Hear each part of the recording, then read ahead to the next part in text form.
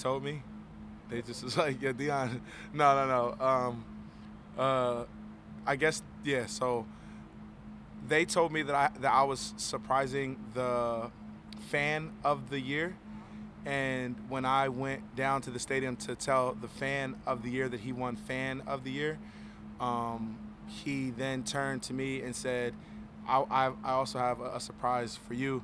You are our Walter Payton Man of the year. And I was in complete shock. I'm usually really good with surprises and figuring it out because I hate surprises. But they definitely like caught me at a vulnerable state for sure. That was a few weeks ago, so you had to sit on it until now? I had to sit on it. Yeah, I had to sit on it a little bit. What does that mean? But you know me, it means everything. It's probably, honestly, it's probably the biggest achievement that I've ever received, you know, because I really lived my life on being the best person I could possibly be. You know, like, I know that I'm far and from perfect, but I try to treat people right. Like sometimes I'm wrong, but I try to be as open and vulnerable as possible so people could relate and feel my true self. And it's just happy to be acknowledged for just being me, you know, because like I'm getting recognition for just being it myself. Like, that's just me. Like, I'm a people person. I love like helping people, and I love being, you know, in a community. I like being places where people might not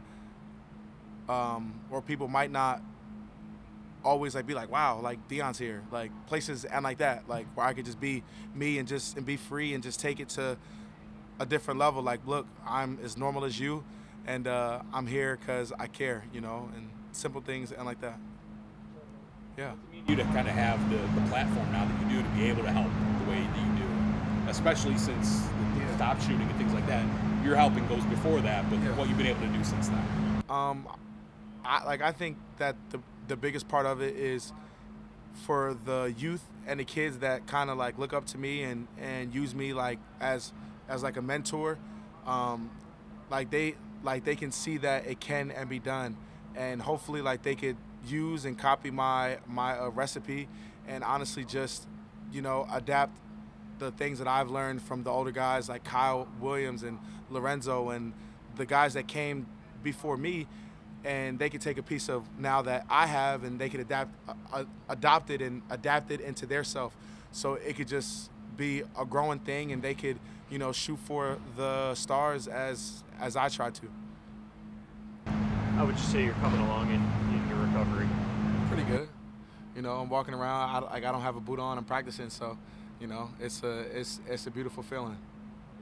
Obviously, nobody likes missing games. So at all. What's it like when you've got to watch, you know, from the sideline, and how eager are you to get back out there?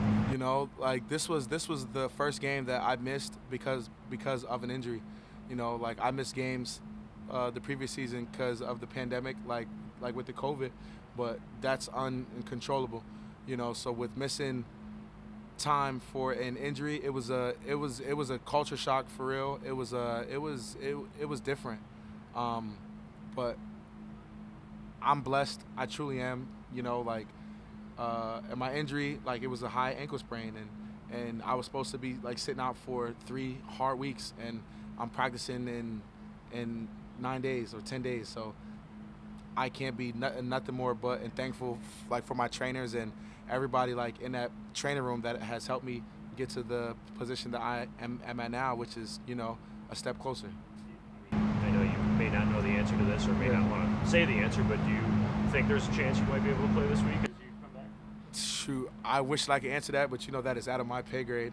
But I'm pushing towards helping my team in any way, whether it's me on the sideline or me on the football field. I'm working to get myself ready to and protect Josh. It says a huge part of this game is ability to bounce back from bad things.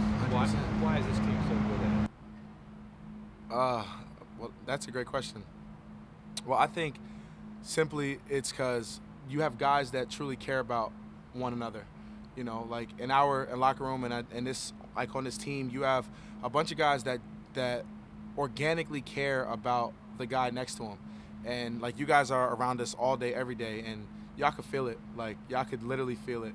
Like, you see how, like, and we play, like, you see how we help one another out, and it's an organic, true feeling. But I think that the recipe to that is guys wanting to be out there for their brother and not letting the team down from being on the sideline.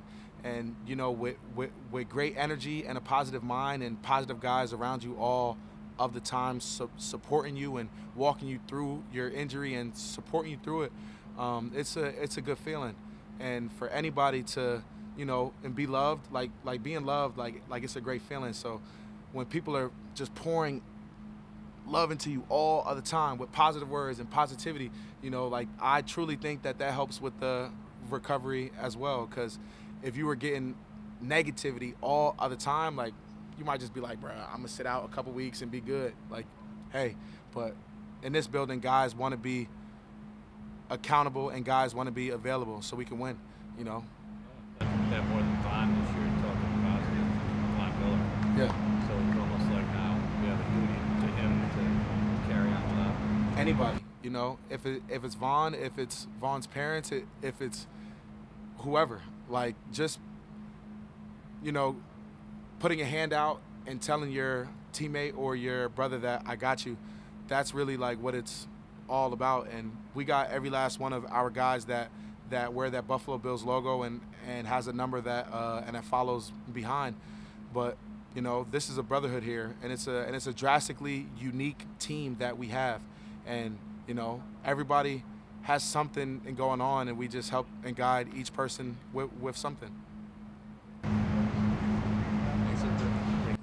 Great.